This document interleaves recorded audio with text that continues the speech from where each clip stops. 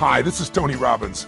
Welcome to session number 1, your hour of power. Listen, I'm very excited for what we're going to share with you because I'm going to be sharing with you today, fundamentally, what changed my life years ago and the fundamental thing I do with just about anybody. I mean, what I do when I'm working with a president of a company or a young person, a pro athlete or a mom or a dad. Somebody wants to make a change, and we're going to go beyond philosophy into the real mechanics, the real strategy, the real tools. This is where it all starts. And to start this session, I'll tell you what I want to talk to you about. I want to talk to you about what's missing. Yeah, missing. What's missing from your life? You might say, wait a second, nothing's missing from my life, Tony. I'm on a roll. I'm here with you on the ultimate edge. I mean, my life is great. I'm just here because I like to improve a few things. Okay, I believe you. But if you're really honest, I bet there's something missing. And by the way, there's nothing to be embarrassed about that. We're so weird as a society. It's like we all want to be perfect. Something missing from my life? Nothing's missing. We try to cover it up even to ourselves. But I'll tell you how we know it. If you look around at most people's lives, there's this huge thing called stress. In fact, if you read interviews with people that do all these focus groups on politics, on business, on products, the number one emotion experienced by people in North America today, you know what it is? Anxiety. Not fear. Fear's not so bad. If you get fearful, your whole body kind of gears up and then something happens. Either you were fearful and you were right and you have to deal with the problem, or many times the situation gets resolved and you go, man, I was fearful and I didn't need to be, and the fear's gone. But anxiety is an emotion that most people carry with them every day.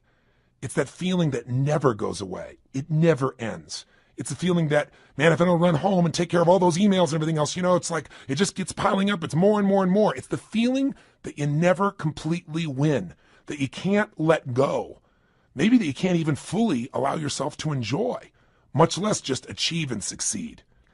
See, the goal of this first session of this hour of power is to get you not just to realize how extraordinary your life is and appreciate what you have, but also to decide on what you want and to make it happen by making the shifts inside yourself that are necessary.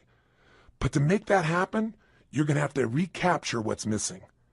Not only what you want and what you need, but if there's one thing missing from most people's life today because of the way we live and technology, it's time.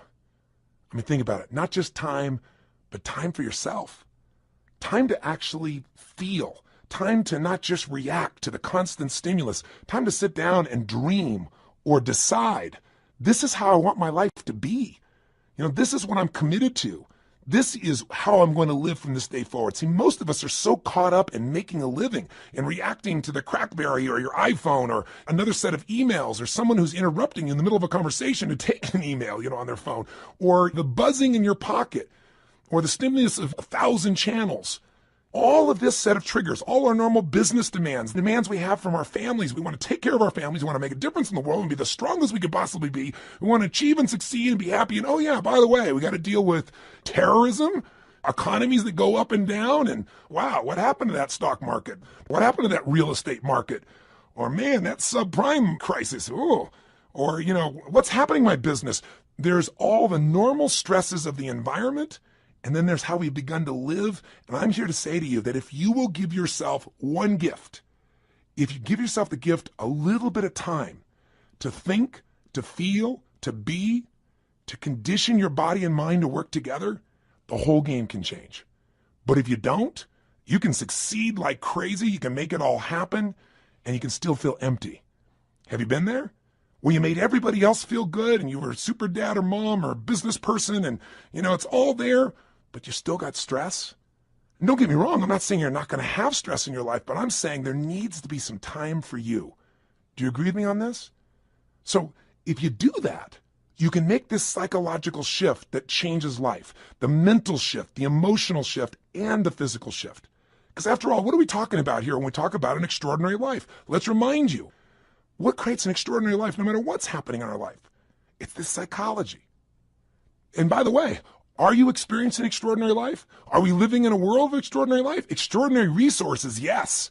But depending on where you live in the world, if you live in the Western world or, quote, the modern world, what you see mostly is stress. I actually live all over the world in 4 different countries. But my primary residence, where I'm from originally, is the U.S. And, here in America, we're 5% of the world's population. but we consume 80% of the world's cocaine. I mean, that tells you something's missing. When you got to coke yourself up, drug yourself out, hype yourself up with more caffeine, distract yourself as much as you can with your iPod, your music, anything to just change your state, it's because there's some level of fulfillment that's missing. Don't get me wrong, all those things are wonderful, but they've got to be things that we don't rely on to be alive. Would you agree? You know, kids today are 10 times heavier than they've ever been. And when I say 10 times, I'm not exaggerating by much. We have more obese people in America and frankly in the Western world than any time in human history. We're not exactly starving for food. We're starving for wisdom. We're starving for fulfillment. We're starving for the emotions that we want. And so most of us turn to drugs. And it isn't always a medical drug or even an illicit drug, but rather it's the drug of food. It's the drug of distraction. It's the drug of alcohol or cigarettes or something to be able to just kind of cope with the stress that's in our life. But that doesn't mean we have a better life. It's just a break for a moment. And then we re-enter that same world. Part of my goal here with you in the Ultimate Edge, and even in the beginning of this session, is to set up a new game for you that you design, that you can win, and that you can condition into your system so that when things get crazy, bam, you can go there. And it doesn't require you to go to some external stimulus to feel that aliveness or to feel fulfilled or to feel at peace or to feel your center. So my goal is to get you to develop a couple of simple habits, to make a few simple decisions, to take a couple of actions that will begin to create a momentum for your life that will take you to the point where you will stand tall and say, I love my life. This is what I've always dreamed about. I am not willing to settle for less than I can be or share or create or give in my lifetime. And I want to take advantage of this incredible time to be alive, and I want to enjoy it to its fullest, and I want to make sure I contribute in a unique way. And 500 channels of television with nothing on but infomercials, and 8 million different forms of computers and music and email and instant messages and beepers and cell phones and remote access to the internet, none of that's going to transform your life. Your life is going to change if you do nothing because life is changing so rapidly around you. Your body's going to change whether you want it to or not as time goes by. Your relationships are going to change. People are going to die. People are going to pass on. People are going to change their beliefs and values. Everything in your life is going to change. You don't have to work at change. Change is automatic. Progress is not. To get the edge, you have to decide that you're going to make progress in your life. You're going to have to decide that you're not going to be one of those people just drawn by the river, and you also can't get off the river and just sit on the side because life keeps moving. You got to step in the river and you got to direct your course by knowing what you want for your life. Now, why don't most people do this? Because most of us are so stressed, we never take time for the thing that's really missing, time for ourselves. I mean, what's really missing is we don't ever contribute to ourselves. We're so busy taking care of our children and worrying about our spouses and our friends and making sure at work we're accomplishing the tasks on time. And the last person who gets taken care of is us. And we live in a society that's supposed to be so selfish, so many people talk about, but the truth of the matter is most of us are working so hard to make sure everybody else is happy that we aren't happy within ourselves. And so I want to talk to you about what's missing. Time for you. I mean, when do we really stop and feel? I mean, really feel, remember who we are and what we're about and what we want from our lives. Most of us never find that time. And so what happens to most of us is since we're constantly in the action of doing, you know, the old phrase, we're not human doings, we're human beings. It's kind of corny, but it's true. We don't take the time to be. And so what occurs is, out of the stress of doing, constantly competing, trying to make sure we achieve, we contribute, and take care of the family, and we make everything happen, most of us to survive look for a way to stop and distract ourselves. And so we drug ourselves. And the drug isn't always regular drugs. We don't call it drugs. We call it food. Because you eat enough of that stuff and load up, guess what happens? All of a sudden you relax. You know, especially if you overeat, all that blood rushes into your stomach, you know, and you start to breathe again. Do you ever notice when you're going, go, go, go, go like this, you're not breathing very much? That creates just a bit of stress. And some people, that's not enough. They get CNN and then they're working on the internet simultaneously and they're getting a conversation on the other side because they figure if they can keep enough things going in their head, they can forget about all the stuff that's stressing them. You know, they don't even care about what's on the television. They don't really care about what they're surfing on the net. They just need an escape. But you know, you'll never escape your way to fulfillment. You'll never escape your way to joy. You'll never escape your way to an extraordinary life. The only way you get that is by deciding what that means to you. What is that extraordinary life? What is that fulfillment? What is it you want? And that's got to be a process that is consistent, not something you do once in a while when you got a birthday with a zero on the end. Not something that you do, at New Year's where you sit down and go, all right, I better look at my life, see how I'm doing. All right, let's make some resolutions that I know I'm going to break within the week. And then I'll check in on them maybe a year from now, next New Year's, and see how I'm doing. That's called recipe for failure. Do you think most people in life are fulfilled? Or are most people in life stressed? Now, let me tell you, stress is a code word for fear. See, when somebody says they're stressed, that's because they don't want to say I'm fearful. You go, no, I'm just stressed. I have all these things to do. Well, why are you stressed about it? Well, if I don't get them done, if you don't get them done, what? Well, then everybody will be upset. Well, what if they are a little upset? Well, well, then I'll have failed. Well, if you fail, what does that mean? Well, you keep on digging. If they fail, they feel like if they failed, then they're worthless. If they're worthless, they won't be loved. Stress comes from making things more important than they really are. And most people in life are spending all their time majoring in minor things. They're putting all their focus, all their energy, all their attention on responding to the reactions of the moment, rather than stopping in that timeless place of who you are and saying, gosh, what is it that I really want today? What do I want to create? Because I got to tell you something. Everything in the outside world, everything around you that you like or dislike, that's stressing you or that you're thrilled about, was first created on the inside. Everything that you're experiencing in your life, your relationship, the way your kids are, your job, your opportunities, it all started with decisions you made in your head. Decisions about what to focus on, decisions about what things were meaning, whether you should be upset about it or whether you should learn from it, whether this is a challenge, an opportunity, or a crisis. And the decision about what you're going to do, these decisions are shaping your life. You got to understand, getting the edge simply means this. 80% of success in anything in life is psychology. The ability to manage your mindset, your ability to find the opportunity in any situation. This isn't stupid positive thinking where you just sit around and, go to your garden and say, there's no weeds, there's no weeds, there's no weeds, there's no weeds. I don't believe in that kind of positive thinking. It's garbage. There's weeds there and you got to pull them out. But you got to have enough intelligence, enough psychology to say, I'm not going to see it worse than it is. Because, people say, I'm skeptical, I'm pessimistic. Oh, garbage, you're fearful. If you say you're skeptical or you're pessimistic, what you're really saying is, I'm afraid of being disappointed. I don't want to get my hopes up. I don't want to look naive. So I don't want to be hurt again. But I got news for you. If you're going to have an extraordinary quality of life, if you're going to get the edge in life, where the passion and the juice and the joy and the fulfillment and the happiness and the love and the family is, where the Quan is, like Jerry Maguire talked about, right? Where you got it all. You got the love, the respect, the connection, the contribution, the money, the fun, the fame, the whatever. Whatever your definition of the ultimate level of life, that edge comes when you master your mind and your emotions. But you know what? 20% of your success is mechanics, and they do play a role. And sometimes our mechanics are getting in the way of our psychology. Sometimes we've structured our life where there's no time to think or be. So you say, okay, if you ranted and raved, what am I supposed to do? All right, you start to kind of say, I should take some time for myself. Where am I going to find that? I got to get up. I got to take the kids to school. I got to make it to work. I get it all done. I come back home. I got to pick them up. I got to take them to dance lessons, to soccer. Well, then I got to work on my homework. Then I got to answer all my emails. When am I going to do this stuff? Stop. We all get what we have to have. That's it. The most basic principle getting the edge is for you to understand and for me to remember, for all of us to remember, we all get our musts, we don't get our shoulds. Everybody's got a list of shoulds. I should take time to work out. I should take time for myself. I should actually go on a diet. I should make more calls. I should just allow myself to listen to some music and meditate a little bit. I should do my taxes. But most people doing this stuff, they just what I call should all over themselves. You don't want to should all over yourself. Here's what's true. What you must do, what you believe is a must, happens. Right now, you're earning what you must earn and not a dime more. Not what you want to, don't get me wrong. And listen, I know I sound like I'm ranting. That's because I'm a nut. But by being a nut, I've achieved a lot.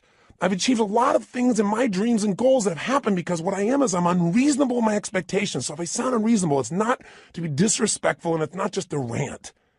It's because I know I've spent the last 30 years of my life now with more than 3 million people from every walk of life, from presidents of countries to presidents of companies to parents to children, best sports people in the world. I've had the chance to find the difference in people, and the difference is in their unreasonable psychology.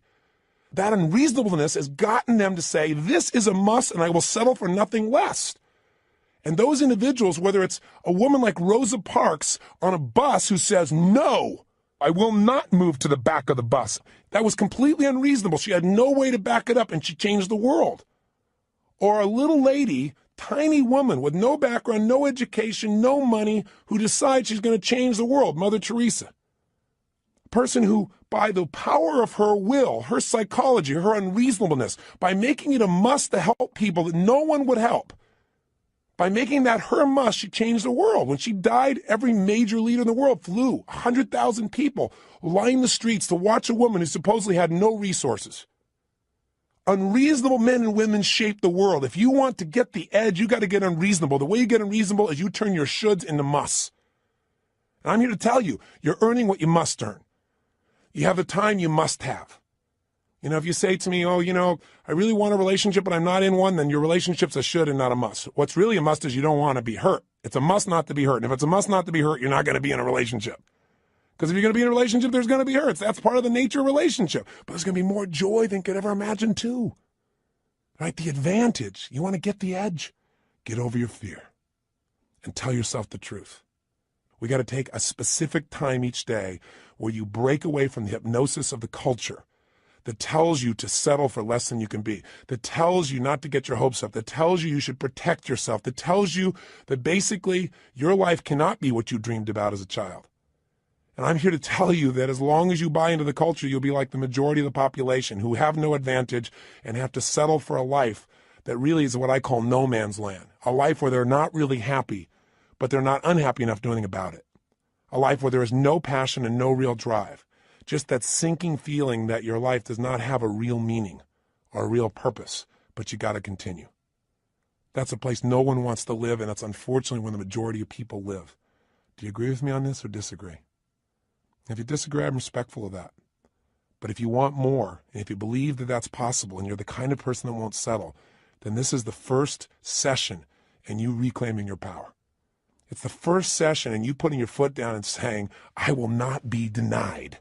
It's the first session in you saying, my body, my mind, my emotions, my relationships, my finances, my career, they're not going to be perfect, but they're going to be extraordinary. And it won't be overnight, but what will change overnight is my expectations of myself. Not my expectations will suddenly be perfect without any work. This is not a little cajoling session to say, I'm going to pump myself up. I'm going to be Stuart Smalley and say, I'm good enough, I'm strong enough, I'm kind enough, and by golly, people like me. No! Some people don't like you. Some people are going to fight to try and keep you from achieving. Some people are going to tell you you're wasting your time. And some people are going to try and trip you up are people that you love. And it's not because they don't love you or they're trying to hurt you. It's they don't want to be left behind. Or they don't want, your success to make them feel inferior, like you're achieving, or even if you're not succeeding, even if you're striving. And they're not. There's contrast in that. That's part of life. You don't have to think anything else is to be dumb, and you're not dumb, or you would have turned this tape off a long time ago. So give this thing to somebody I don't like. This guy's crazy. I am a little crazy, but you got to be a little crazy. You got to be a little different. You got to be a little weird in your expectations of the rest of society, because if you agree with everybody else, you're in trouble. Somebody told me a long time ago, find out where the masses are going. Go the opposite direction. Your chances are better. You don't want to be part of the hypnosis of a culture that settles. Not if you want the advantage in life, not if you want the edge. And again, the edge is living life on your terms. It doesn't mean the edge over something or someone else.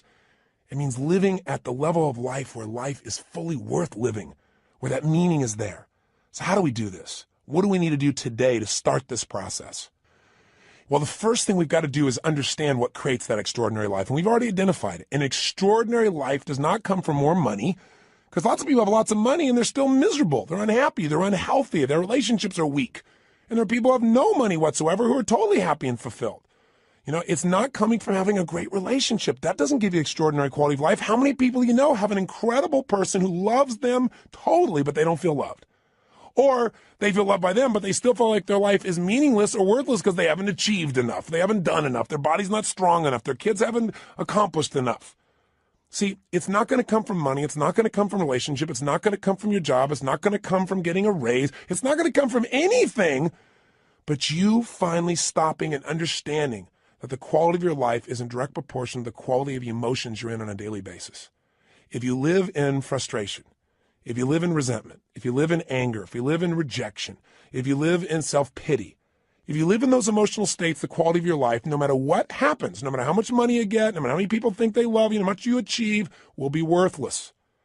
If you live in a space of gratitude, if you cultivate the emotion of passion, if you cultivate the emotion of excitement, of love, of compassion, of drive, of hunger, of ambition, of appreciation, of grace, of humility. In those states, it won't matter what happens in your job. It won't matter what challenges come, because they're going to come. I mean, it's only a matter of time. You'll have another one soon. We all got problems. Problems are a sign of life. And the way we deal with them determines the quality of our life. And the way we deal with them is, where do you spend your time emotionally? Where are you? That idea of an extraordinary life only comes from an extraordinary psychology, which is a mindset that allows you to find an empowering meaning in whatever life gives you. I mean, I meet people all the time that are so upset over the littlest things. And you meet somebody who's terminally ill and you don't even know it. You don't even know it. You find out later on from somebody else. They're so happy. They're so excited. And you talk to them and say, how do you do this? And they say, listen, to me, it's not how long I live. It's how I live. I'm here to live fully while I'm here, while I'm alive. I'm going to get upset about little stuff like that? I have a friend that was shot down in Vietnam, was locked up for 7 years. His name is Captain Jerry Coffey. And Captain Coffey and I have been friends for several decades now, but I'll tell you, the greatest thing he did that allowed him to make this one of the best experiences of his life, which is ridiculous as that sounds, he really experiences and believes, is because he developed a set of rituals while he was in that prison that allowed him to take control of his body, his mind, his emotions, and to this day, they live inside him. One of the most valuable things of this session, the reason we call it this hour of power, and the shortcut to it, by the way, is called 30 minutes to thrive, or at least 15 minutes to be fulfilled. Everybody's got 15 minutes, is a set of rituals of what you're going to do with your body, your vision or focus, your emotion, your language, that will gear you up to be able to handle anything. Where literally whatever happens, you'll be able to say the same thing about that aspect of your life as Jerry Coffey said about those 7 years. See, in any moment in time, you can be upset about anything. Because what's wrong is always available. I mean, if there's nothing wrong with you, if you got kids, there's something wrong there. I promise you. Just look. Or there's something wrong with your spouse. There's something wrong with your boss. Or there's something wrong with the world. There's something wrong in Africa. There's something wrong somewhere. What's wrong is always available, and so is what's right. If you don't consciously decide what you're going to focus on every day and make it a priority, then weeds grow automatically. You don't have to plant weeds. They're automatic. You don't have to worry about gravity. Something's going to pull you down unless you use your will to stand up and move. You go, well, it's just natural to be down all the time. Well, then it's natural to lie on the ground, right? But how we have an extraordinary life is we resist the natural forces. I remember years ago when I met Norman Vincent Peale. He was amazing. He was 92 years old, and he was doing a seminar. And I was 32 at the time. And I thought, gosh, only 60 more years of this. And so I said to him, I said, Norman, what are you doing still going out here doing seminars at 92 years old? And he was so cute. He turned to me and he said, Tony, there's still a few negative people out there. I started laughing. I said, you're the best. And I said, tell me, what's the most important thing you want people to understand when you're talking? He said that problems are a sign of life. He's the person I got that from. I said, what do you mean? He said, well, everybody's talking about how they don't want any problems. He said, but the only people that have problems are people that live in cemeteries. And I said, I heard that somewhere. He said, well, yeah, I said that in 1936. I said, my God, he's been around a while. But the reason I tell the story about him is the idea of resistance. He said to me, when he first met Gene Tunney, who was the heavyweight boxing champion of the world back then, he said, I went up to Gene and I said, Gene, how do you get muscles like that? And Gene looked at me and said, do you really want to know, or are you just asking? And Norman said, actually, I was just asking. But he said, I didn't say that to him. I said, yeah, I want to know. And he said, Gene looked at me. He got really intense, put this grimace on his face. He made his bicep really huge and showed me the size. And he said, you know how I get this? Every day I push against enormous amounts of resistance. And my pushing against that resistance sculpts these muscles. They expand by demand. I thought, wow, expand by demand. That's pretty cool. And Norman looked at me and he said, I thought about that for a long time. He said, you know what I realized?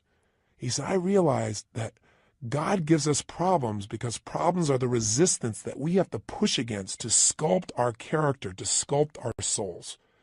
And he said, if we didn't have any problems, we don't have a life. And I thought, he's right. The only thing I want is a better quality of problem. In the beginning, I had the problems like, oh, how do I eat? How do I take care of myself? Then in my business, how do I get someone to show up? Then it was like, oh my God, we can't get a big enough stadium. These are quality problems. I have to remind my team of that. But the reason I tell you that is whether it's a problem or whether it's an opportunity, it comes down to focus. If you're in a lousy state, everything's a problem. When you're feeling strong, when you're in that place, when you feel alive, then all of a sudden what used to be a problem is like, we can handle it. But if you don't do something every day to get yourself in that state first, and you first get hit with stuff, I promise you, you're not going to deal with it the same way. So let's get right to the point here. If you're going to have an extraordinary life, that life where you are juiced, then all that means is you're going to have a life where the primary emotions of your life are the ones you want. See, it doesn't mean that life works out every way you want. Sometimes it rains on your parade. Sometimes the events of your life you can't control, but you can control what it means to you. And when you control what it means to you, you have the ultimate power of your life. You have the edge, the ultimate advantage. See, I'll give you an example. Did you see that movie that won the Academy Award, Life is Beautiful? It's a story of a man who has an extraordinary life.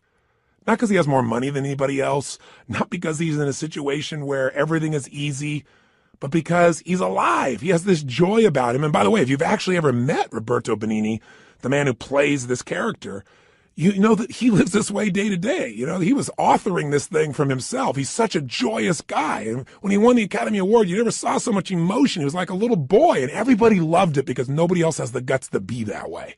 Or they've forgotten what it feels like to just feel, to be alive. What makes him extraordinary? An extraordinary psychology, an extraordinary mindset, an extraordinary way of looking at the world. And in the movie, the man has that, doesn't he? And who does it affect? Everyone. Everyone within the realm of his influence. His wife feels like the most cherished person on earth, and so does he. Because when you give that kind of love and that kind of joy, people give it back. It's infectious.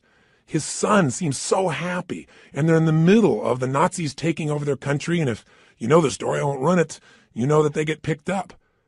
And there's such a connection amongst the family that the wife is not being sent away, and she gets on the train with them. And they're in the middle of this camp. This man with his extraordinary psychology figures a way of looking at the situation for his son, presenting it so that his son sees it as a game. Isn't life a game anyway? Instead of this horrible situation. And because he has that perspective, in the end, his family survives.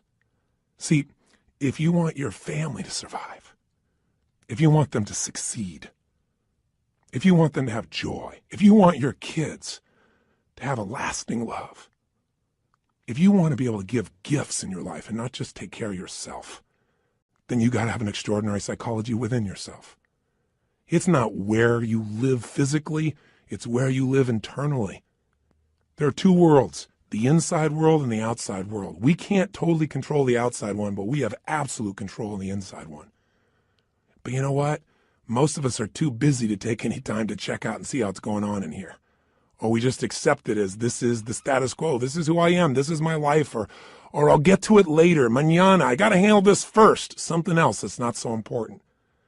I want to invite you, my friend, to take the time to say, I'm going to have every day an hour of power. Every day I'm going to have at least 30 minutes to thrive. Or 15 minutes to be fulfilled, for God's sakes, where I'm going to take those 15 minutes and I'm going to focus on everything I'm grateful for. I mean, if we're going to have a life, we got to have time. And the time has to have some specific things we do, and one of those is gratitude. If you want to know what's the quality of your life, how much time do you spend in gratitude? How much time are you grateful and appreciative to the point that emotion wells up in you? I'm feeling it now. I'm so grateful to God. I'm so grateful to have the privilege to serve you right now. So if you can get to that state, everything changes. I'll give you an example. If you think about being fearful, when you're fearful, you're not grateful. And everybody's got fears. Fear they're not enough, fear that it won't work out, fear they won't be loved. Everybody's got that at some level unconsciously. We're human. So you can put the fear aside when you're grateful. I don't just mean intellectually, yeah, I'm grateful for this, I'm grateful for that. I mean stopping, thinking, seeing, and feeling. So I'm going to walk you through a system that includes gratitude. Every day of our life, we got to have a vision. Every day of our life, we got to have something that excites us. When people tell me, oh, I'm bored, I'm tired, that thing is boring. No, you're boring because you don't have something that excites you in your life. You haven't come up with a vision. You haven't come something to move towards. We all need something that's going to make us use more of who we are. Our courage, our passion, our joy, face our fears, build our emotional muscles. But you don't build emotional muscles when you do the same thing day after day after day. What you get is a life that's unfulfilling. So we've got to have a vision. So every day I'm going to take you through a simple process that'll get you to expand your vision so you have a compelling future. That thing that makes you want to get up early. There's a reason. You got to have a reason. And, I have friends that have sold their companies. One guy sold his company and made almost $1 billion in cash, about 800 million plus. And, he was so excited for about 2 months, maybe 3. But you know what? After that, there's only so much time you want to sit on the beach by yourself because everybody else is working, and doing something and being productive. There's only so many cocktails you can take. There's only so many, movies you can watch. There's a limit to it. What he needed was a new vision. Anytime you achieve a goal, as you get close to it, you better set up the next one real quick, because otherwise it's kind of like postpartum. You were looking forward to that baby, and now you got him. And sometimes in the middle of the night, you're going, what did I do here? Have you ever had that experience? I got 4 kids. I can relate. I hope you can. But you know what? You also have the experience on the other side of it. It's so wonderful. It's kind of like you got to have a vision for what your life's about now. Without a vision, people perish. And you got to have a daily vision that'll excite you. Otherwise, life becomes mundane. And there's nothing worse than an okay life. I told you, you're not going to have that when we're done here. I promise you, if you get this little habit, you won't have to settle for a mundane life. What people are going to go is, what happened to you? Because there's an excitement in creation. There's not a lot of excitement in maintenance. You have to maintain your body. You got to maintain things, but creating things, that's what God created us for. Gave us the gift to make choices that could create new things, businesses, ideas, families, friends, a garden. And it's available to every one of us. But if you don't got a vision each day, then the day is not going to have much juice, is it? So every day there's got to be a little time for vision. Right? Time for gratitude, time for vision. Every day you got to move. I'll tell you why most people are unhappy. They don't move. Look at our lives today. Most people live in a box, don't they? And then what do? They get up in the morning, have a box cereal breakfast, right? And then they get in their box and they drive. And sure enough, they drive to their box office. They go up a box elevator. They type on a box. They talk on a box. They have a box lunch. They drive their box home. They turn on a box to be entertained. And maybe they just really go for the variety and have a cylinder to try and change their state. Listen, life has got to be about movement. When you move, you're alive. Emotion comes from motion. The more you move, the more you feel. Motion in your voice. For me to have this voice change, I'm changing the way I move. You saw me right now, you think I'm a maniac because I'm moving different ways, but that's how you feel. And by the way, the less you move, the less you feel, the less alive you are. If you're totally rigid, totally inflexible, no movement, this is known as death, right? So if you have emotionally, you're stuck, move. So every day you got to move. Now that can be a simple, gentle form of exercise, but it's something that's got to happen. And by the way, if you want a great relationship with anybody, what do you got to have? Some time with them, don't you? How about you? And not only do you have to have time with them, but maybe have a conversation with them. And most of us got conversations in our head, but we're not directing them. So we're going to show you each day how to have a conversation that you direct, a way of directing your mind, of shaping your mind, of conditioning your mind. It's kind of like going to the gym and just getting in the best shape of your life, but it's the best mental, emotional, spiritual, physical shape. And you don't need me to do it. I don't have to follow you around the rest of your life. This is going to be something you're going to do for yourself. And remember, if you don't do this every day, it's okay. I don't do it every day either. But I'll tell you what I did. I did it for years. I did it for months in a row. The way I shifted myself is I realized I can't do this once in a while. I got to drive it in my body. And I did. The physical change, the focus, the language, until I literally felt it, breathed it, experienced it. I literally drilled and programmed my mind that I would follow through, where I would expect the best, where I would take action without hesitancy. If you're not yet getting the result, come back to this process. If you miss a day, just do it the next day. But I will tell you this, if you do this for the next 30 days, 21 minimum, couple of weeks, absolute minimum, I'm talking at least 15, 20, 30 minutes, you're going to get momentum. You're going to get addicted to this. You're not going to be doing like it's a chore. You're going to look forward to this time with yourself. You're going to come out so vital and strong for your day, or it's the end of the day to get ready for the next one. You're going to love it. And I will tell you, I've talked to people who've done this for years and then they stopped for a while. And then something else showed up in their life, and they know exactly where to go to get back on target. They come back to this hour of power. And you don't have to do the full hour. Just do 15 minutes to be fulfilled. Do 7, 8, or 9 minutes where you move your body. You get focused on what you're grateful about. You focus on what you really want. You do some incantations, and you'll be rocking and rolling. And if you do that, you'll get momentum. Pretty soon you go, oh, let me do at least 15 minutes. Oh, man, this is feeling good. Let me go for a half hour. Don't you deserve at least 30 minutes out of your day? Out of 24 hours? An hour out of 24 hours to have the power and the juice and the excitement and the strength be activated in you? Listen, all this stuff's in you. But if we don't focus, if we don't activate it, we're not going to have the power and fulfillment we deserve. But if you do, I'm telling you, life, whatever you've dreamed about creating or shaping or experiencing, it'll be a cartoon compared to the experience you'll actually have of your life or what you'll really create. I know this not only from my own experience, but from millions of other people who do it. This has got to become your baby, your time. Take it, use it, live it. By the way, this is a process you're going to do for yourself. I'll be here for you on this audio program, this Ultimate Edge, but you don't need me. This becomes a ritual you can do on your own. You ever want to kick in the butt or you want some guidance? Come back here and I'll be here for you. But this is something you can do for the rest of your life. It's not creating any dependency. This is your life. This is your process, and it'll be your reward. So, how does it work? Well, let's do this first. It's time for you to make some discoveries. So I'm going to ask you, just take a moment. And if you have our journal there, you can do it in a journal. You can do it on a piece of paper. You don't make it rules-driven. Just do it. Don't just do it in your head. I want you to write down all the emotions you experience in an average week. And on one side, write all the good ones. The other side, all the bad ones. Now, when I say bad ones, there really are no bad emotions, but the ones that are painful and you don't like.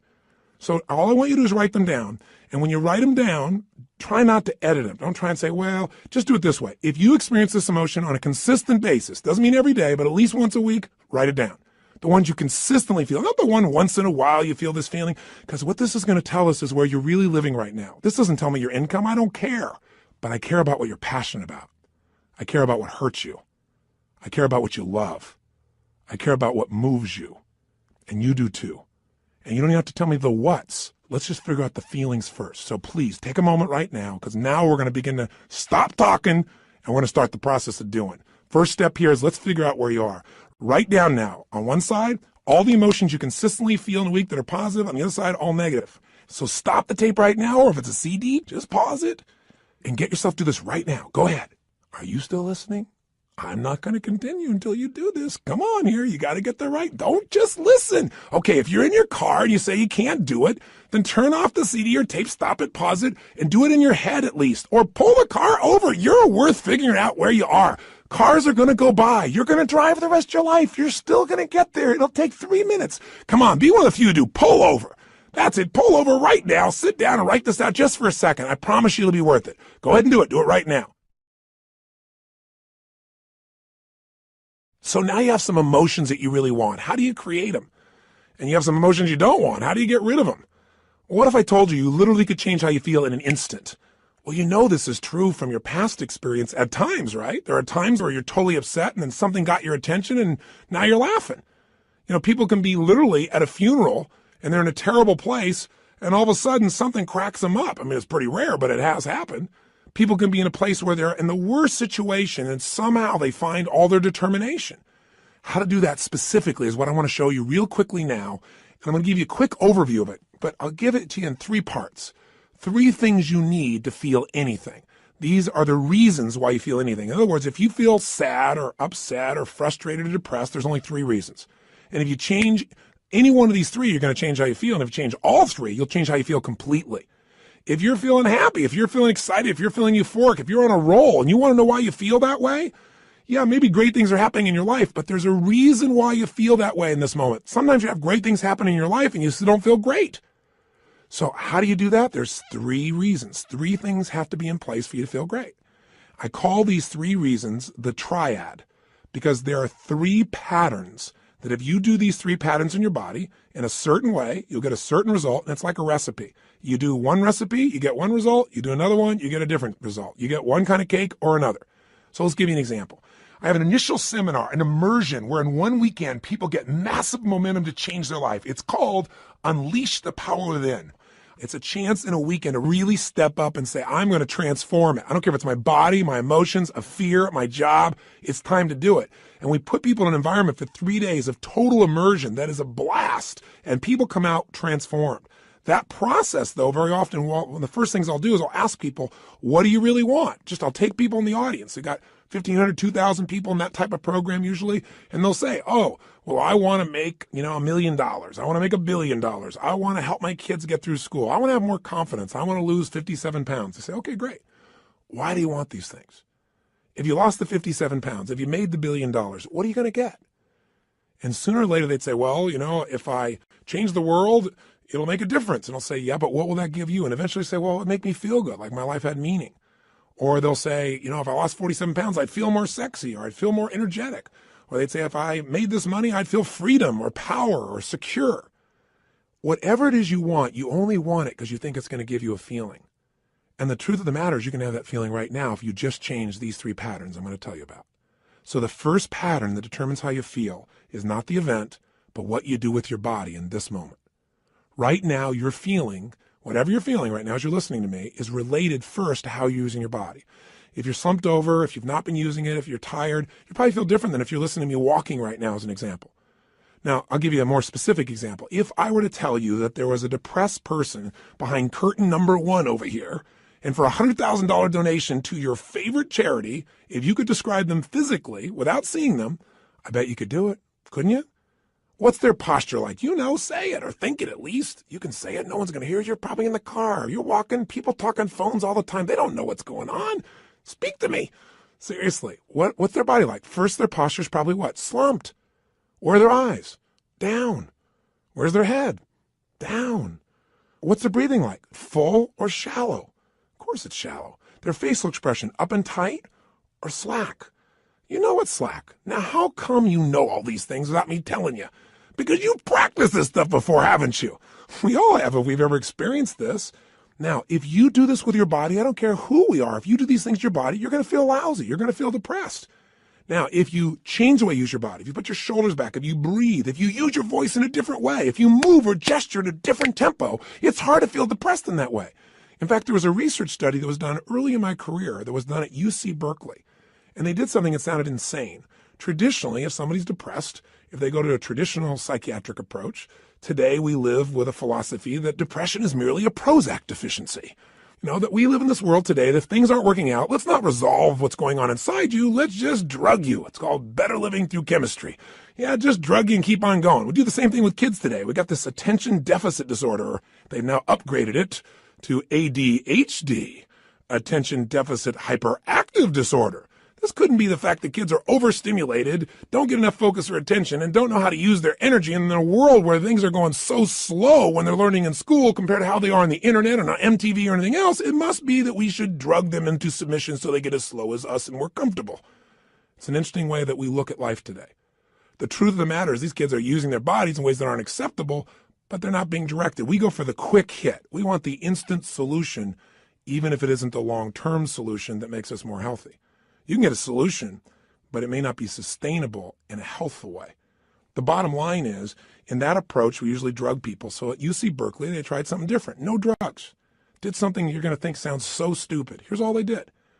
They came up with a simple approach. They took people that were clinically depressed. This means you achieved high levels of depression. You've got certification now. You are clinically depressed. You are an achiever at the depression level. This means you've practiced this pattern on a regular basis. And they took them, and by the way, I know I'm sounding obnoxious right now. I'm not trying to make depression sound like these people are terrible, because I felt it in my life a long time ago too, but I don't go there anymore because I know exactly what creates it. And I want to break the pattern of us thinking we're not in control. So please understand where I'm really coming from. But the point is, here's what they did. They had people come for 4 weeks, stand in front of this mirror that has 3 parts to it, and do one silly thing. Grin from ear to ear. And they had to make them smile for no good reason for 20 minutes. Now, when they're doing this, they had a grin so big that they created crow's feet on the side of the eyes. You know, that little set of lines you're smiling so big? Now, interesting, they keep their shoulders back while they're doing this and breathe fully. You go, dumb idea. But what happened? Not a single person was able to remain depressed, including a woman who claimed that she was depressed even while she slept, which is one heck of an accomplishment. And you know what's interesting? At the end of these 20 days, many of them had no need for medication anymore, and that's all they changed. Only one part of what we call their triad. Just the physical part. That's how powerful it is. See, if you rise up, if you move up, if you use your body in a totally different way, you're going to feel different. Emotion is created by motion. See, we have 80 muscles in our face. How many of them are you using consciously? Are you doing anything different with your body so you can feel different? Or do you do the same things so you feel the same things? You look at your list you have written down there. That list represents a few patterns that you do in your body on a regular basis and you don't even think about it. And whenever you do it, you're going to feel it. Some make you feel good when you do that. Some make you feel bad. By the way, when you think about a movement, to breathe, you got to move. To sing, you got to move. To speak. If I start talking like this, I'm moving organs in my body in a different way than if I start speaking more like this. And I said, hi, I'm Tony Robbins, and I'm going to share with you now how to have an extraordinary life during the next 7,000 hours of this program. You go, turn this guy off quick. There's got to be some combination of energy there, and that energy comes because I'm not sitting in a chair here. I don't have a script in front of me. I'm looking at this microphone. I'm visualizing your face, and I'm trying to think what I can give you that I know will make a difference based on 25 years of experience. And I'm telling you, the number one thing is change the way you move. Change the way you use your body, and you'll change the way you feel now. Instantly. I don't care how bad you felt if you change it. Now, if you just change it for a second and you move your hands up for a moment, you make a little minor change, you'll get a minor change in feeling. But if you make a radical change, if you go, yes, I'm doing this now, I'm sick of this, I promise you're going to feel different if you go, I don't know what to do. I know this sounds so stupid, but it works. And you know what? The best study of life is what works, even if it's simple. It's nice to have things simple. Why do we have to make it so hard to feel good? Here's the second part of the triad. The second part is the pattern of focus and belief, and they relate to one another. See, whatever you focus on, you're going to feel whether it's true or not. Have you ever had an experience where somebody did something, or you thought somebody did something? Even better example. You heard, you thought, and you thought they did it to take advantage of you. And as you focused on that, you got angry or sad or hurt. And then later on, you found out you were dead wrong, that either they never did it, it wasn't true, or that wasn't their intent, and you felt bad about it, or you felt embarrassed. How can that be? Because whatever we focus on, we feel, whether it's true or not. Focus equals feeling, just like the way you move affects your feeling. See, right now, if I said to you, what are you juiced about in your life? What could you be excited about? If you really wanted to be excited in your life right now, what could you be excited about? Or what are you proud of? Or what could you be proud of if you wanted to be proud? Or who in your life do you really love? Who loves you? Think about it for a moment. Who do you really love? Who loves you?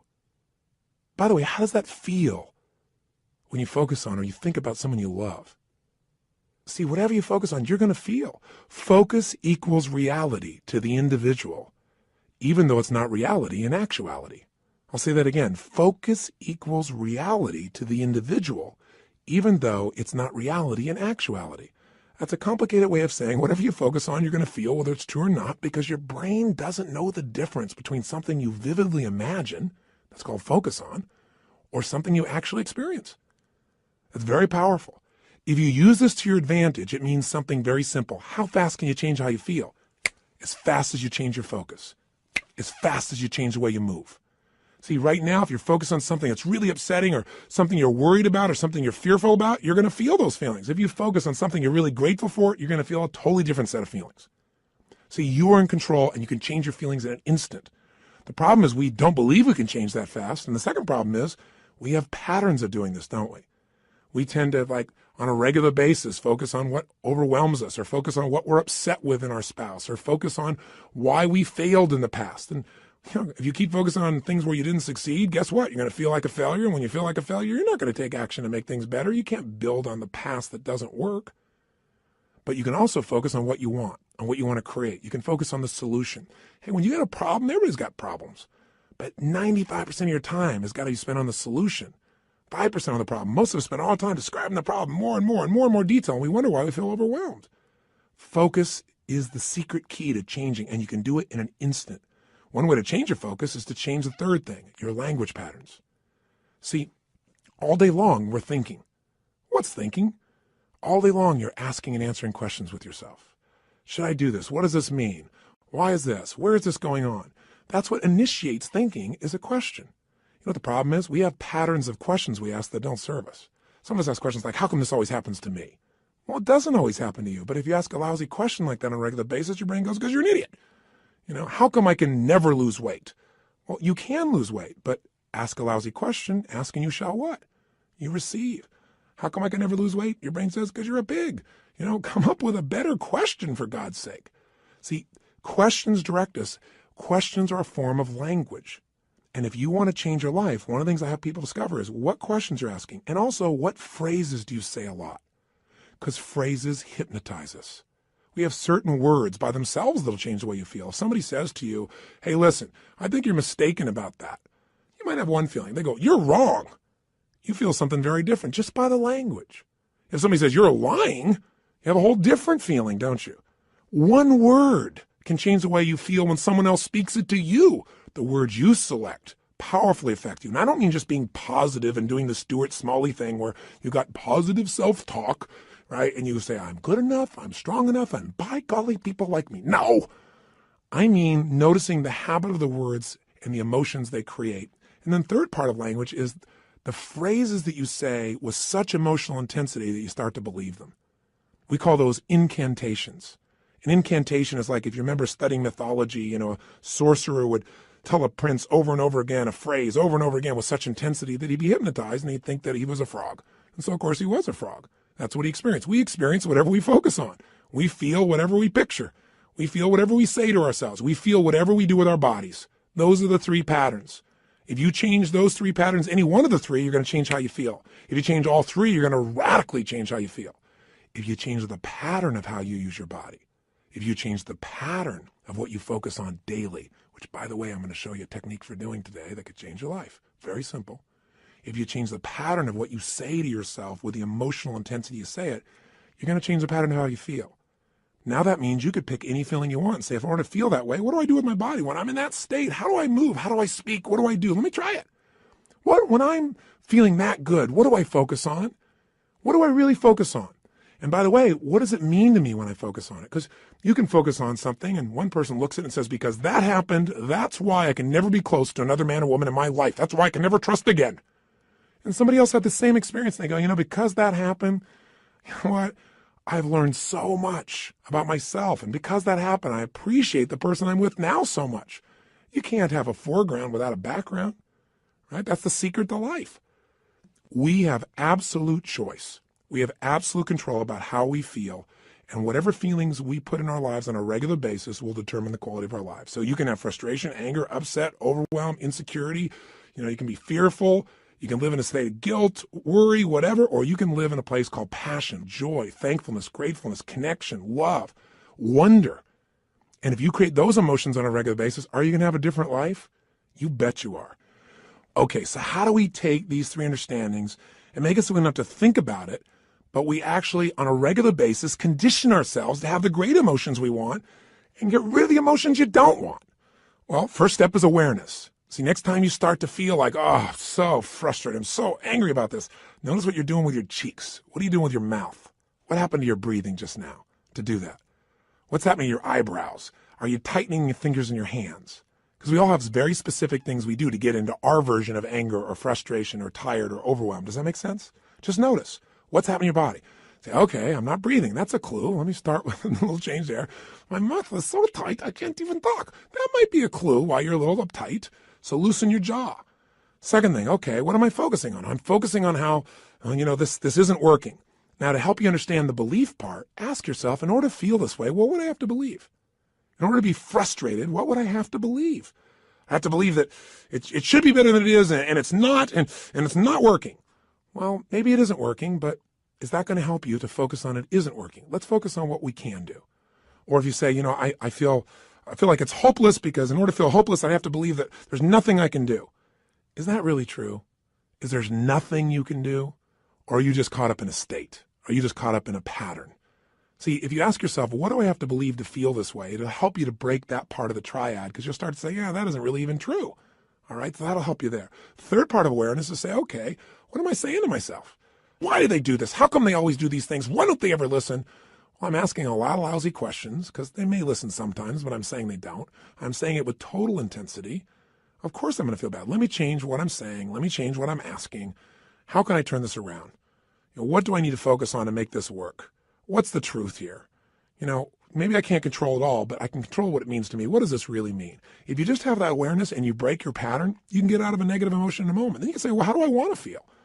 To feel like that, what would I have to focus on right now? What would I have to believe? I have to believe, I can turn anything around. I may not like it, but I can make it happen. It's just another challenge that God's given me to sculpt my soul. Throw it at me. That's what this is about. Now, here's what you can do that'll make this part of your life. You make it a simple ritual. When you use the word ritual, some people think of something religious or something, hocus pocus. Rituals, a simple word for rituals would be habits. But I think rituals is better because every person has rituals, whether they know it or not. In fact, your rituals equal your results.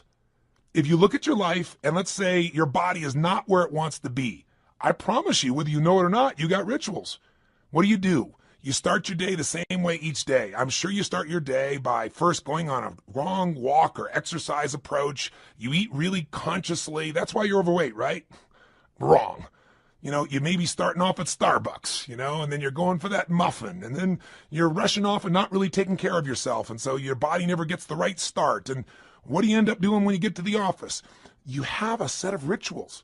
Whenever people are failing, they have rituals that cause them to fail to achieve what they want. Listen, if you come home and the first thing you do when you go home is you go straight into turning on your email, and flip it on, or you flip on the news in the background, and you do all these different things. If the first thing you don't do, people have rituals in their relationships. What's yours? What's the first thing you do consistently each day when you go home? I know every day's different, but there's some overall patterns, aren't there? I mean, people who have a great relationship have a very different ritual than people that don't. There may be people that love each other, but there's no passion because what's the first thing they do? Their ritual is come home, hey, honey, a little kiss on the cheek, and then boom, go straight and turn on the email. Or boom, go and turn on the news or something in the background. Or say, I got to go take a break right now. They don't connect. They don't have some ritualistic way to connect that produces energy and excitement or playfulness or fun. You meet a couple that are really in love. They have fun things. The first thing I do, and I'm not saying we're the ideal, but this is the weird thing we do. I come home, the first thing happens, the door closed, I go, Lucy, because I remember as a kid watching Lucy and Arnaz, and sure enough, I love Lucy. My wife is a crazy mofo. My wife is a crazy nut, right? That's why we're made for each other. And, it creates a different tone, a different energy. And then oftentimes we do different things, but all of a sudden I'll say, where are you? And she'll hide. Or she'll come running at me, we haven't seen each other for years, playfully, we hug and twirl. We do this stuff all the time. I mean, I'm making this up. People go to my personal assistant very often, and the most common question she tells Sage and I is, I've seen them in the seminars, I've seen this environment. I mean, they're not like that really all the time, are they?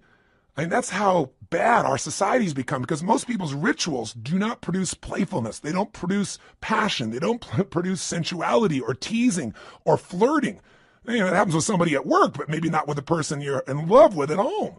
See, rituals shape your life. So what this is about is discovering a set of rituals that'll make you stronger for every area of your life. But I want this also to become kind of a trigger for you to say, okay, if I'm not thrilled with a certain part of my life, what's my ritual in that area of my life? What are my financial rituals? Is it avoidance? Do I really get focused on it? Do I pay attention to it? Because if it's not working, you got the wrong ritual. Find someone who's succeeding and find out what they do differently and do that, and your life will change. That's the essence that we're starting with. So we're going to give you a simple, fundamental ritual we call the hour of power, or 30 minutes to thrive, because everybody's got 30 minutes, or at least 15 minutes to be fulfilled. So what does it look like? Here's what it is simply. At the end of the session, there's another CD you can actually take with you on a walk. You can go and make this process happen, and I'll guide you through it in case you forget how this works, but it's pretty simple. It has 3 parts. Here's what you're going to do. The first step is that you want to make sure that the moment you wake up in the morning, there's no hesitancy to get up. So you start to train your body, which is training your mind. Remember, your body and mind are linked. Whatever you do with your body, it's going to affect your mind. You want to train your body to jump out of bed immediately with energy, without hesitancy, and to start moving. Because remember, emotion comes from motion. We've got to move. Now, ideally, you would exercise in the morning. There's a lot of reasons to do that because of all the times. And by the way, I'm a night person, so I understand if you go morning, I ain't jumping out of bed in the morning. I turn on around midnight or 1 in the morning, and sometimes I don't go to bed to 4 or 5. So what I'm talking about, you can adapt, but just hear me out. The ideal time to work out is in the morning, because if you exercise in the morning, you turn on your metabolism and you have it for the whole day. If you don't exercise, you get no metabolism and you just keep gaining fat, and your body loses its strength and you lose muscle every single year, especially as you age. But if you can train yourself to do that in the morning as the first thing, even if you have to get up earlier or go to bed slightly earlier or just take 1 hour less sleep or 30 minutes less sleep or 15 minutes less sleep, if you can do that in the morning, you turn on the metabolism, but you also turn on your emotions. Movement and breath are the first phase. So what you're going to do, have your shoes beside your bed. And if you've got somebody to do this with, it's even better. I mean, if you got your lover and the first thing you do is get up in the morning and you can spend time walking with them, that's great. But you get up and you physically move. You go for a walk anywhere. You get outside. You get out of the house. You move immediately. Now, walking doesn't sound very dynamic and you may want to run, but you walk first to start warming up your body, warming up your metabolism. And as you're walking, there's a pattern of breathing that when you do it, it will stimulate your body to cleanse itself, and it'll start to move everything you need. And the ratio of breath is you're inhaling 4 breaths in a row, so it's, and then you're exhaling 4 in a row. As you're doing this, you're actually going to be tapping fingers. You'll be doing this same pattern again and again.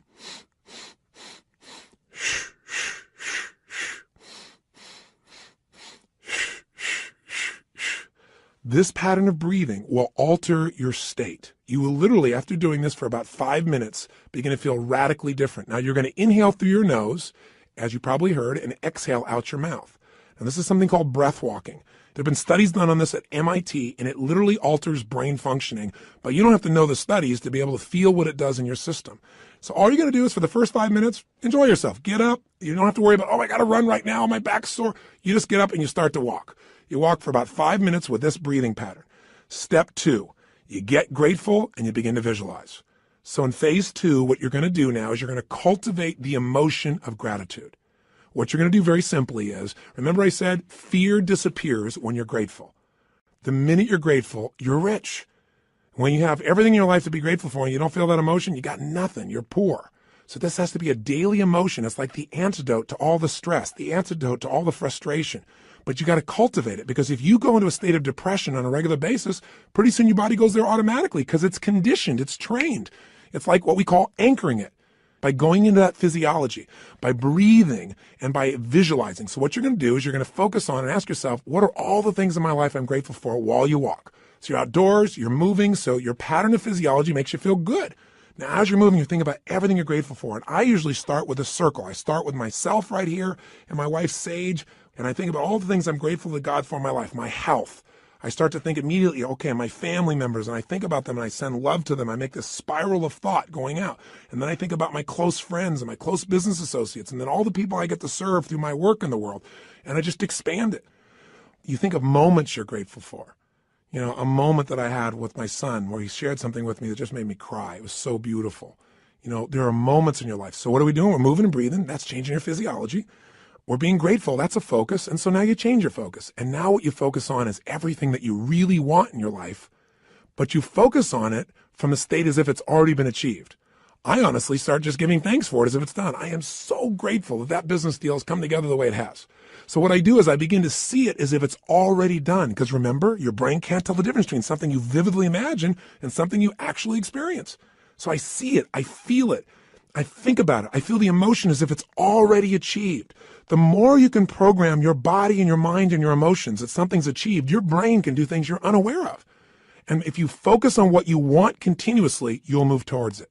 Whatever you focus on, you move towards. Most people are focused on what they're afraid of. So as an example, when somebody's out of control in a car, they immediately look at the wall they don't want to hit. And of course, as they look at it, they steer right into it. The same thing happens in life. Wherever you focus, that's where you go. Don't focus on what you fear. Focus on what you want and make it real. The more certain you are that what you want can happen, the easier it is for your brain to figure a way. When you say this is important, your brain starts noticing anything that'll get you to what's important. And if you believe it's already happened, you know enough about life that when you have that kind of certainty, your brain will find the way. Now you start focusing on today. What do you want to create today? You think about meetings you're going to have. What do you want to make that happen? Instead of going, oh, I got to go to this meeting. What do I want? Most people think about what they have to do. Think about what you want to do. Who do you want to turn on, excite, make happy? Who do you want to make laugh? What do you want to achieve there? What do you want to accomplish? See, the more you can see it in advance, you got to remember, everything that's in your outside world started in your inside world. Everything in my life, my kids, my businesses, this conversation with you started as something in my head, and now it's real. The same is true for you. You got to create in your head first the way you want it if you want it to show up in your life the way you want it. Most people create in their head what they don't want, and so, of course, they keep manifesting what they don't want. So even for this day now, focus on what do you want to create out of this day. Think about what's coming up. How do you want it to go? How do you want to feel? How could you respond? And just get yourself juiced about the day. So now what you need to do is incantations. So if you're walking, as you're walking, you can be doing this. You can even be doing it with the same breath you started with, or you can be going, I love my life. I love my life. I love my life. You go, that sounds so positive, thinky tone. But you know what? If you do it over and over again, you're going to be vibrating. I've done incantations my entire life. It's how I've conditioned myself. 25 years ago, when I first started speaking, I was 17 years old. I'd made some changes in my life really quickly, and I started sharing it. And I didn't have speaking skills, but I had a state. You know, when you're in state and things just flow, it's just like having a conversation. You don't have to think about it. It comes out of you. But I made myself get in state because I was fearful. So I said, I got to focus on how to serve, not on am I going to do a good job. I need to focus on giving, not on how am I going to do. If you focus on how you're going to do, you're going to get worried. So I created an incantation, and I've done it for 25 years before I go on stage every single time. If anyone's been backstage, they'll see what I do. I make a big change in my body, take an explosive breath, shh, and I do this thing I call a power move that stimulates my body so I'm at the strongest state I can be. Second thing I do is I do my incantation. And what I do is I say this. I say, I now command my subconscious mind to direct me in helping as many people as possible today to better their lives by giving me the strength, the emotion, the persuasion, the humor, the brevity, whatever it takes to show these people and get these people to change their life now. And I do it again and again and again. Now I can do it once today, and I'm there because I used to do this literally for 45 minutes driving someplace. I'm driving my old Volkswagen Bug. And I'm supposed to do this speech to share with people how they can do these things. Or I'm supposed to meet this person one-on-one. And I would literally chant this out loud. Now, why do you do it out loud? Because if you go in your head, that doesn't affect you.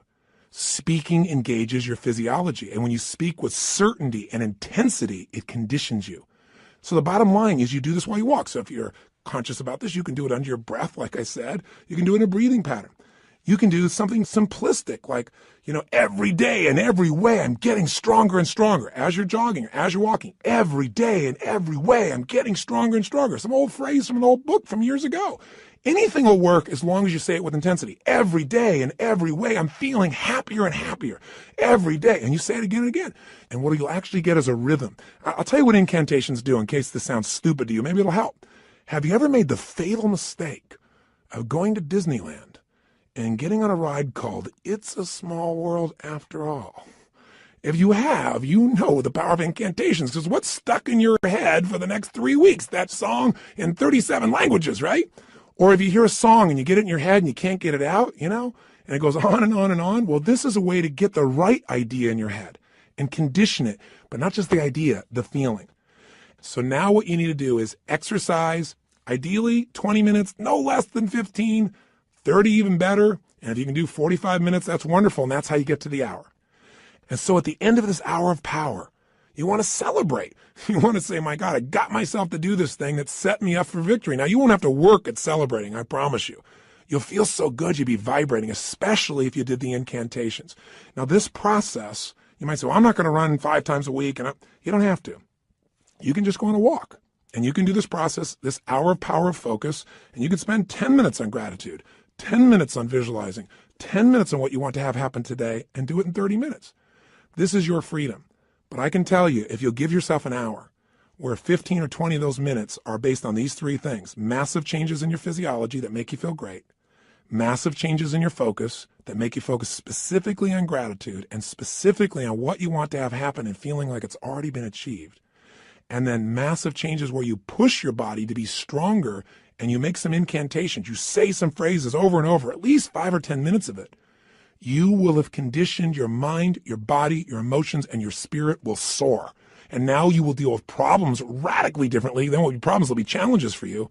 And more importantly, you'll be excited to connect with people. You'll be excited about your projects. You will affect people around you in a different way because you will have an extraordinary psychology. Now, by the way, these fundamental rituals, they really come down once again to doing something to change your body, something to change your focus, something to change your language. And where did I come up with this? Well, the biggest changes of my entire life have always been engaging those 3 forces. I mean, I've called it the triad then, or the hour of power, but these are the things that changed me. When I was in my very early stage of my life and my mother and father got in this major conflict and my mom got really upset, so she kicked my father out, and you get a sense of who was the power in the relationship by that description, don't you? But the bottom line is she thought I was on his side, so I went out next. And it was Christmas Eve, and I had to figure out how to survive. And so one of the things I did was I stayed at some friends' houses. I dealt with, I lived a pretty intense and crazy life at that stage. I was 17 years old, and I was working as a janitor. And I worked in a place called San Marino, California, and I was living in a city called Azusa. I was still in high school, and I would literally take buses to be able to get to this place in San Marino. I worked with two banks, Security Pacific Bank and Lloyd's. And I love being a janitor because I could work in the middle of the night and you got paid for results. Instead of lollygagging along, man, I kicked butt. I went in there, put, the equivalent of my iTunes on, but in those days, it was this big 8-track portable player. That shows you how ancient I am. But I carried it around from room to room, and man, I just kicked butt. And I got through that thing, they gave me 6 hours to do, and I think I used to do it, if I remember right, like in 3.5 or 4. But it took hours to get there, hours to get back. Not just one bus, but I had to make connections on them. So long story short, I'm doing this, I'm not getting much sleep and getting up in the morning, going to school, and I'm burning out, but I'm still sticking with it. And I'm upset with my mom because I feel like she is not listening to me. And frankly, this is not an attack on my mom. Thank God she did this. This made me so strong. At the time, I hated her guts, honestly. But, she was pushing me in ways I didn't really realize at the time. You don't always understand as a kid. I just had my own story about it. But all I knew was I was trying to survive. And the bottom line of the story, and the reason I'm telling you this in terms of rituals is this. I'd finish maybe 1:30, 1 o'clock in the morning, and then I'd get out there and I'd jump on that late night bus and start the long journey home. Well, interestingly enough, on this night, I get out there, I'm waiting for the bus, and I'm going, I know I didn't miss it. And I kept my eye out on it because, I couldn't afford to miss the bus. It's the only bus till morning or, I don't know when, hours and hours later. I never discovered that, but I knew I had to be on that bus. And nothing came. An hour went by and nothing came. An hour and a half went by. Now I don't know the real time. I can't remember honestly, but somewhere around 2:30, 3 in the morning, and I'm freaking out. And so sure enough, guess what? Somebody comes by and goes, "Hey kid, what are you doing?" And I said, "What are you talking about?" This man, he said, "The buses aren't coming," because I was sitting on the bench. He said, "There's a bus strike." So what do you do? I didn't have any friends with cars. I couldn't, quote, call home and get a lift. So I finally thought, I got to get home. And I started walking. I thought, at this pace of walking, I am never going to get there. So inside of me, something just snapped. Something got mad. Something got intense. And what I started to do is started to jog. I thought, I can't jog all this way home. And then something inside of me went, you're going to find the way. You're going to find the way. And I started doing these incantations. In those days, I just started reading these books on programming my mind, some of those old basic books. And I started, as I was jogging, going, every day in every way, I'm getting stronger and stronger. Every day in every way, I'm getting stronger and stronger. And then after doing this over and over again, it became like an addiction. You ever had one of those songs get stuck in your head? Did you ever make that fatal mistake of going to Disneyland and riding on that ride called It's a Small World After All? And then that song is stuck in your head for like next 3 weeks in 167 languages. Well, this can happen in a positive way. This incantation, I kept changing. I'm getting healthier and healthier. I'm getting stronger and stronger. Honestly, I think in the very beginning I went, I'm going to show her. I'm going to show her. It was anger initially, honestly. I'm going to show my mom she can't stop me kind of thing. And then it converted into joy. I ran from San Marino to Azusa. How long is that accurately? I can't tell you to the exact mile, but it's roughly 12 miles. I'd never run 3 miles in my life. But I want to tell you something. At the end of that run, I never felt stronger in my entire life. I felt like I could storm through anything. Nothing was going to stop me. And that created a whole new momentum in my life. And what was it? Physiology, focus, and language at the most intense level. And literally to this day, when I have faced things in my life over the last 20, 30 years, I can pull back up that moment, that experience without even thinking about it. It almost gave me, it's like it made that fundamental muscle. Now, after that time in my life started to take off. And eventually, obviously, mended things with my mom and my family, and everything became beautiful. And equally importantly, I grew as a man. I wasn't a stupid boy who was just focused on himself. I really started to shift how I could contribute, how I could grow, how I could make a difference. And in a short period of time, at a very young age, here I was, a very successful young man. I was written up in newspapers and magazines. My nickname was Wonder Boy. My ego started to grow real big, And the interesting thing happened was I then got beyond my comfort zone. I started feeling that third pillar. I didn't call it then, but I started feeling these inner conflicts. I mentioned this when I talked to you a little bit in that first session on decisions and destiny, but I found myself in a place where I was making a lot of money. And I grew up very poor. And I had this blueprint, this mindset that said, man, I've gone through, 3 divorces with my mom. I've seen these men come and go. All of those arguments were based on financial stress. That's the story I had in my head. Obviously, it was more than that. They had conflicts in their values and their beliefs, but I simplified it to that. So I thought, man, if I can earn enough money, I can make everybody happy. Love will be there. It's not what happened. I went back and started hanging out with my friends, and all of a sudden they started like, yeah, you got money now. And I had all this judgment. I was never doing it for money. I was doing it because I wanted to make a difference, and I wanted to have some financial freedom too. So you know what I started doing? I started to sabotage myself. I didn't do it consciously. I did it unconsciously. Started not showing up for key meetings, started showing up late, started snapping at people. And I'm a loving guy, and I'd feel bad about it. And then I'd apologize to the person, but then I'd go do it again. It was like unconsciously. I wanted to get back to where I knew everybody would be okay with me. They'd be okay if I was successful, but not too financially successful. And the bottom line is, if you've heard the story of my life before, people come up and say, how did you change your life? When you're back there in Venice, that's where I was. I lost everything financially. I moved into this cheap little, one-room bachelor apartment, not a bedroom, just one room. I was living in that room. I had my little cooking plate I had. I used to wash my dishes in the bathtub. 2516 Pacific Avenue, apartment 3A, if you ever want to check it out. I literally went back there years ago and knocked on the door to see who was living there and see if I could help them out, see if lightning could strike twice in the same place. That's a whole nother story I'll tell you sometime. But the point is, I found myself in this place where I was waking up each day feeling sorry for myself. My life was a mess. I was watching television all the time. I was eating to try and fill myself up because I wasn't filled up emotionally. And I gained 38 pounds in about 2.5 months.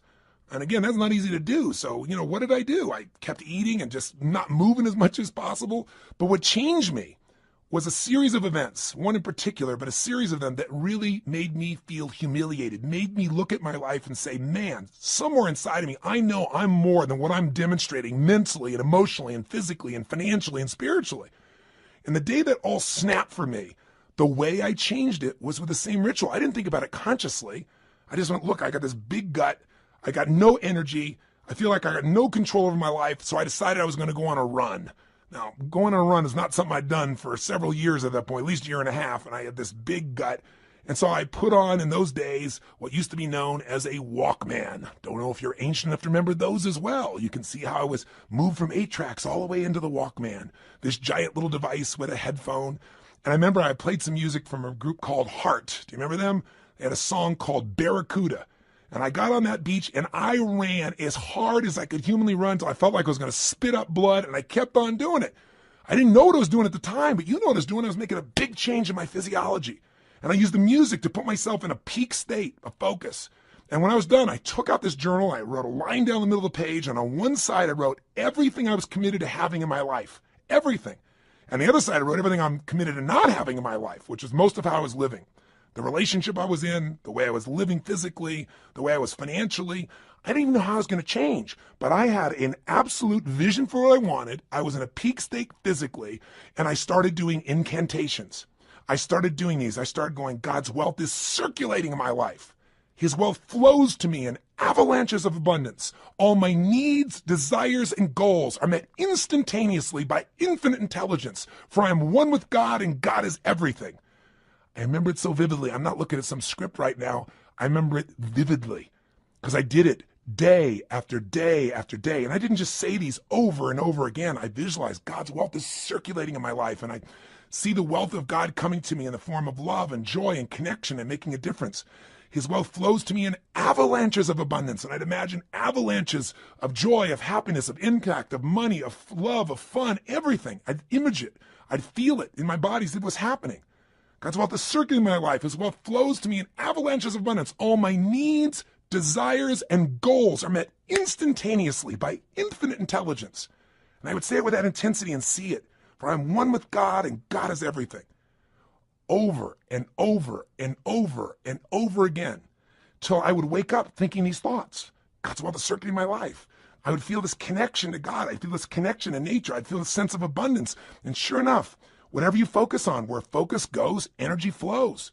I started looking for answers. What did I do? An hour of power.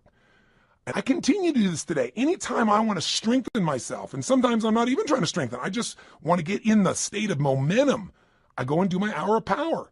And I do it different ways, but it always includes a change in the physiology, my focus, my language, my sense of vision and gratitude. And I can do it different times and create all kinds of variety and use music and elements, but it never leaves me. And by the way, I promised to tell you exactly what Pat Riley did. I said, how did Pat, when he lost the second game of the NBA championship, 2 in a row, and he's looking at his players and he sees that they don't believe they can turn this around. And all the media saying only 2 teams in history have ever been able to come back from 0-2 and win the championship. And you don't have a historic team here. It's not like you have the greatest players in the world on your team. He's hearing all this. How do you find a way to find that internal certainty that could get him to not only believe, but do what's necessary to maximize his ability as a coach? How do you find enough certainty that he could transfer that to his team? He did his own version of Hour of Power, does it to this day.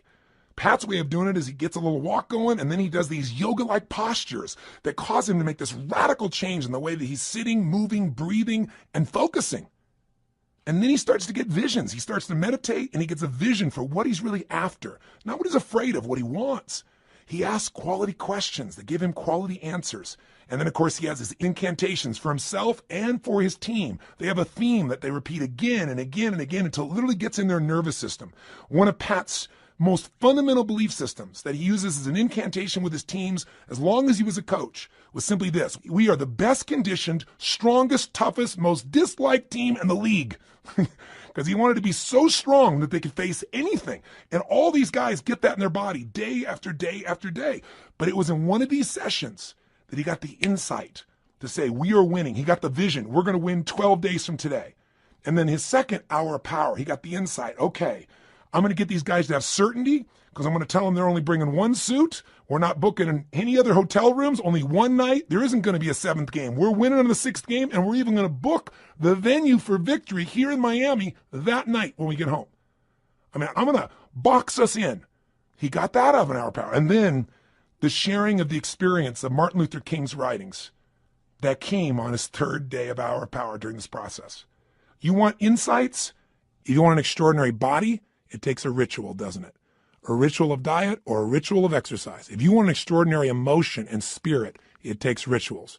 One of those that you might want to add to this hour of power is prayer.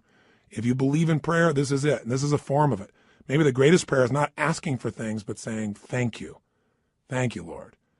Getting in that place on a daily basis for no less than 15 minutes to fulfillment, and ideally the hour of power will change your life more than anything else. And if you did it for 6 months, your life will never be the same. Because all the research shows that if you even exercise for 6 months, you'll exercise for the rest of your life because it becomes physically addictive to you. If you get away from it, you'll feel pulled to do it.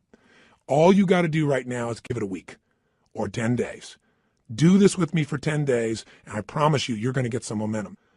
And by the way, if you want to guarantee success, do it for 30. This process works. All you got to do is give yourself the gift of a little bit of time each day. Are you going to do it? Are you going to follow through? You bet you are. And I'll be with you each step of the way. Now, I know this audio session is much longer than any other than a workshop, because I really wanted to hopefully engage you. My goal was to do everything I could to get you to give yourself what you deserve and to tell you the 3 things that you got to take control of and to remind you of the fundamentals that your life is nothing but your emotions. If you get the right emotions, you'll work out. If you're determined, you'll work out. You can change a state that fast, but you got to get the habit. Are you sold? I hope so, because the sale is for you. It's not for me. It's for you to create what you want long term. If you will do this, and you'll even do it 4 days a week, if you'll just get a habit that you'll commit to and not break, your pride will soar. Because when you just discipline yourself a tiny bit, and by the way, this doesn't feel like discipline, it feels like joy when you do it. But if you discipline yourself just a little bit, you get a positive habit you've consciously created, it spills over into all the areas of your life. So thank you for listening. And what I want you to do is, tomorrow I want you to go do this first thing in the morning. I want you to start out your day by doing this hour of power, or this 30 minutes to thrive, or these 15 minutes of fulfillment. Just do it. And by the way, if this sounds complex and I've overloaded you because it's been a long session, don't worry. I'll walk you through it fresh as we do it, but make sure you get started. The hardest part is the first step. The hardest part to get is momentum. So my friend, I plead with you. Give yourself this gift each day. I mean, this is really one of the most important decisions of your life. And I hope my crazy, outrageous approach pushed you in the right direction and didn't push you away. I hope somehow I found my way into your heart or your intellect or whatever part of you we've got to reach to push the button that launches your life to the next level, to the level it deserves to be. So this is the beginning of a brand new journey. And I'm really grateful that you've allowed me to be your coach in this first part of the process. I think we can make immense progress. So let's start taking real action. Let's not just talk a good game, you and I. Let's do it. Just get your butt out there, because once you get out there, you'll get out there again and again. You'll get that momentum. It'll take over, and the best of you will start showing up every day. And when the best of you shows up every day, you're going to start appreciating yourself, and so will everybody else. So today, look around you. Keep your eyes open for magic moments. They're all around. And be sure, if nothing else today, you live with passion today and every day.